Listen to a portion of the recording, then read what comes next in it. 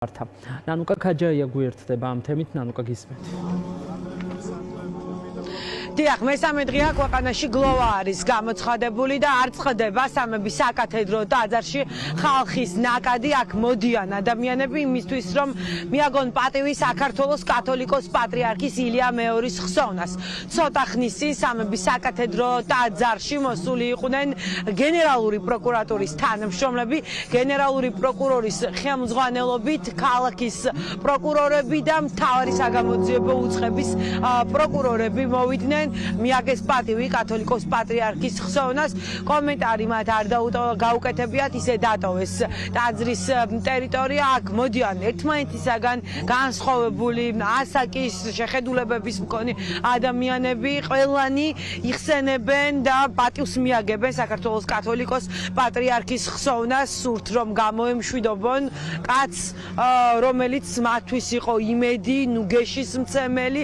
აქ მოსული ყველა ადამიანი არის მადლობელი საქართველოს კათოლიკოს პატრიარქის და ამბობენ რომ სურთ გაიგოს ყველამ რომ საქართველოს ყავდა პატრიარქი, რომელმაც შეუძლებელი შეძლო ეკლესიის კარი გაუღო მრევლს, ამიტომ ძალიან ბევრს საუბრობენ, ყველას აქვს თავისი ისტორია, თავისი მოსაყოლი პატრიარქზე, იხსენებენ პატრიარქთან შეხვედრას, ზოგს ერთხელ ყავდა მხოლოდ ნანახი, თუმცა არასდროს არ დაავიწყდებათ ეს უთები, როგორც ჩვენ გვიყვებიან. ხედავთ აქ თქვენ ქალბატონებს ანთლებით ხელში, ხატებით ხელში და ეს ადამიანები დგანან რიგში ძალიან დიდხანს, აი ბავშვებთან ერთადაც არიან მოსულები, მოდიან რა თქმა უნდა პატრიარქის ნათლულები. საზოგადოება მიცის რომ 2008 წლის შემდეგ საყოველთაო ნათლობის ინიციატორი სწორედ პატრიარქი იყო და ყოველ მესამე ბავშვს ოჯახში ის ნათლავდა.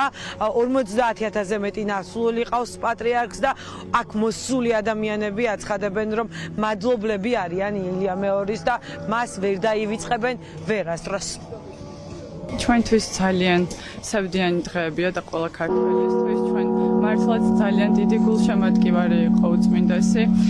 ჩვენ ანსამბლის თითოეული წევრი ძალიან სევდიანია დღეს და ყოველთვის გვემეხსავრება მისი თანმდაბლობა, სიყვარული და ჩვენი შეხვედრა იყო ყოველთვის ძალიან მნიშვნელოვანი, ისეთ რჩევა დარიგებას გვაძლევდა, გლოცავდა და მისი სიყვარული ჩვენთვის ყოველთვის დარჩება ჩვენ გულებში. ძალიან დიდებული ადამიანი იყო, მამდვილი ერის მამა, ძალიან მწუხვარ და მედარდება დღეები და ჩვენი პატრიარქის წასვლა. ბედნიერი ვარ, რომ პირადადაც მქონია პატრიარქთან ორჯერ შეხვედრის და დალოცვის საშუალება და რა ვიცი, ძალიან სამწუხაროა. ერის მამა იყო სრულიად მთელი ერის. ყველაფერი რაც კარგია, მარტო დაგვიტოვა. დიდი დანაკლისია მთელი ქვეყნის, მთელი საქართველოსთვის. ძალიან დიდი გულის ტკივილით მართლა მივაცილებ თავის გზაზე კვირას. მამა იყო საქართველოსი და აწი რა იქნება ღმერთი გვიჩვენებს. იყო შემწეკვლავ ღმერთი ჩვენი. იყო უწმინდესი და როგორ ნამდვილად საქართველოს დაკარგა ფარველი ანგელოზი მისი სახით. ნათელში იყოს მისი სული. ისტორია პირადად აჭარაში ძალიან დიდი ზეგავლენა იქონია ამ ნათლიღებამ და როცა 19 რიცხვში მთელი სოფლები და ქალაქი ჩადის შავ ზღვაში, ნაკუთხია ისა და ინათლება და შემოვიდა ქრისტიანობა აჭარაში, რის დიდი მადლობელი ვარ.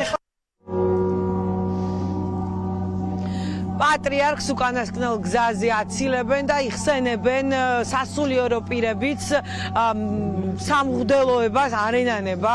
ყველა თბილისი თხვის თქმა პატრიარქისთვის, იხსენებენ საკუთარ ისტორიებს პატრიარქთან დაკავშირებულს და აქვე ეუბნებიან მრევლს რომ თუ სურთ რომ პატივი მიაგონ საქართველოს კათოლიკოს პატრიარქს, უნდა გამოიყენონ დღევანდელი და ხვალინდელი დღე. რეგიონებიდან უამრავი ადამიანი არის ჩამოსული თბილისში დღესაც, თუმცა თუ ისინი ხვალ ისურვებენ რომ ჩამოვიდნენ დედაქალაქში, იმისთვის რომ მოვიდნენ სამებაში და პატივი მიაგონ კათოლიკოს პატრიარქის ხსოვნას, შეძლებენ უფასო ტრანსპორტითაც ისარგებლონ მათ შორის და უხსნიან და ახსენებენ საზოგადოებას, რომ 22-ში ვერ შეძლებენ მოქალაქეები სამების საკათედრო ტაძარში უშუალოდ შესვლას ვერ შეძლებენ პატრიარქთან მიახლოვებას, ამიტომ ურჩევენ რომ დღევანდელი და ხვალინდელი დღე გამოიყენონ.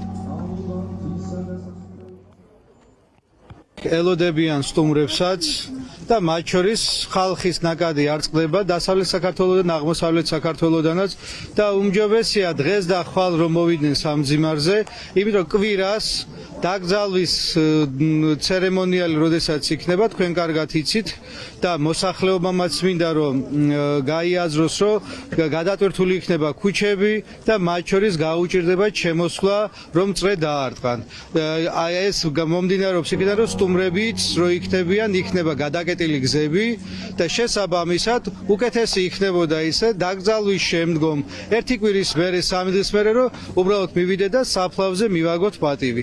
დაზუსტებით არ ვიცი ესეც, როგორც ვიცი ისე, რომ როგორც სხვა პატრიარქებზე არის ზემოდან ქვა დადებული წარწერით, ისე იქ. ბავშვიანი ქალები და ორსულებს ცეთ პატივი, რომ დაუთმოთ და ახალგაზრდებიც მოვახერხებთ შესვლას. ყველა გლოვობს და რა თქმა უნდა უსამძიმრებთ თელ საქართველოს, უსამძიმრებთ თითოეულ ქართველს და განსაკუთრებით ასევე ემიგრანტებს, რომელიც ძალიან უყვარდა პატრიარქს და ყოველთვის ლოცავდა ხოლმე. გორისა და ატენის ეპარქიის გვერდზე ასეთი მისი სურათი დაიდო და იქ ასეთი სერია მეუღლე ანდრია მასტის დაწერა საქართველოს თეთრი ანგელოზი და ჩვენ გვჯერავს წამს რომ ის ჩვენი თეთრი და მფარველი ანგელოზი იქნება ყოველთვის. სამუდამო სამყოფელს საქართველოს კათოლიკოს პატრიარქი ერის სულიერი წინამძღვარი სიონის ტაძარში დაიდებს იქ, სადაც ავტოკეფალიის აღდგენის შემდეგ ყველა პატრიარქი არის დასაფლავებული.